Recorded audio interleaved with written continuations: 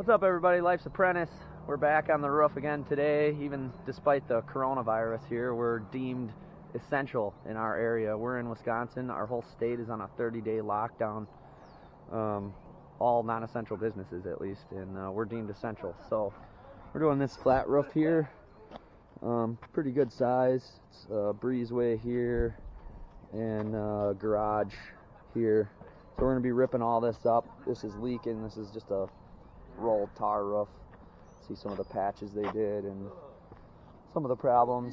It's leaking a little bit, so we're gonna put a new rubber roof on here and probably do a little gutter work and whatnot.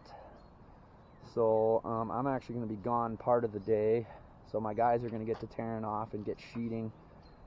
This video is not gonna be quite as educational as some of the other videos that I do. This is gonna be more of a day in the life kind of video. I'll leave links to some of my educational flat roof videos at the end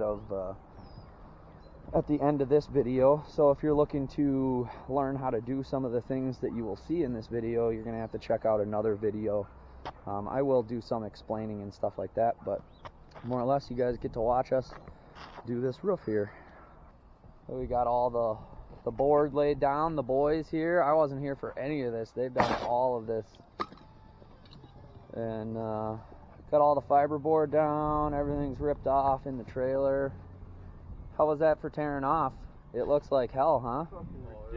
Yeah. Yeah, it's like tearing off ice and water shield. Look at all the plywood stuck to that. That's how you know it sucked. But got some rubber on. We're gonna finish it tomorrow. Got these seams done here. And got to do a little gutter work and stuff like that tomorrow. But it's looking good. These guys did a great job. I was off doing other things, which I'll probably show you in a future video, but I just bought another business, and so I've been working on that the last couple of days, trying to get that running and going, and these guys have been giving her.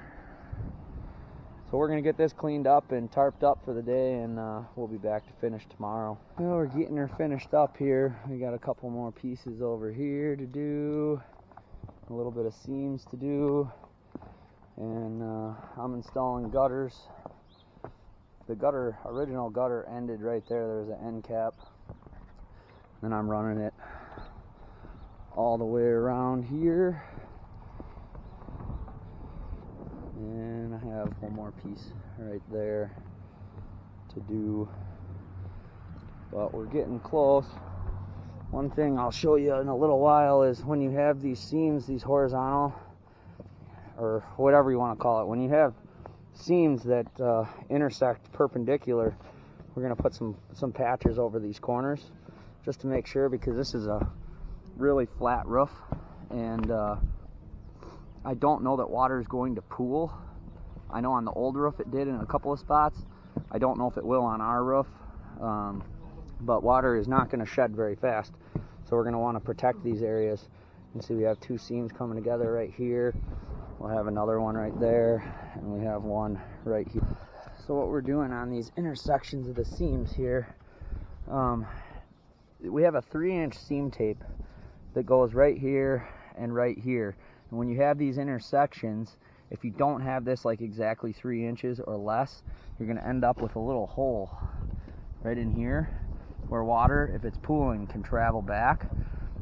So what I've done is I've put caulk underneath here, water cutoff, or water stop back underneath here, and then we're going to scrub this, clean it, and prime it, and then I'm going to put a cover strip over this about 1 foot long.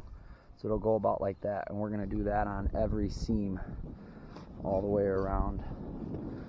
But the roof is done.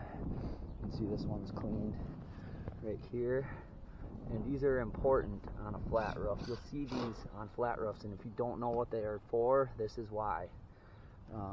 A good roofer is always going to put those on these intersections.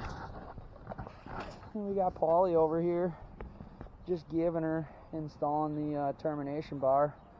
Again, termination bar, we don't like the edge and the cover strip. In this case, we have gutters all the way around, so you're not going to see it. But on a roof like this, since it's first story and you know, you can see it from the road and stuff, this would be, if you didn't have gutters, this would be a good candidate to use a cover strip. Well, here she is, all done. We got a little bit of cleanup on the ground. We got this gutter back in, got this rubber up underneath the edge, and as far as we could get, you can see where it's kind of bulging. We ended up getting under there pretty far, but here is the roof. And you can see all the new gutters. Now, don't make fun of me, these are not seamless gutters because none of my gutter guys are working, and I needed to get this shit done. So I did end up with 2 seams, which isn't the end of the world, but coronavirus is evidently affecting gutter guys, not roofers. Another thing, make sure you clean your gutters. Even though we didn't have any mess in here, I get complaints or hear complaints from people about gutters. They won't even complain if their roof looks like shit or leaks. They'll complain because the fucking gutter's plugged. See, a lot of roofers don't do that. Even these, we didn't do this. We didn't have any mess in there, but we cleaned them. So there she is. Not as much of an educational video as some of the other ones. At the end, I will link some of the more educational rubber roof videos where you can see how we do the seams, how we glue it, how we do it. These are our patches over our corners here. This is going to help protect from leaks. These spots are going to be more susceptible where you have 2 seams coming together. You have like a horizontal and a vertical or whatever perpendicular seam. Yeah, so if you like this video, hit the thumbs up and subscribe, and I got a lot more roofing videos coming out. See you on the next one.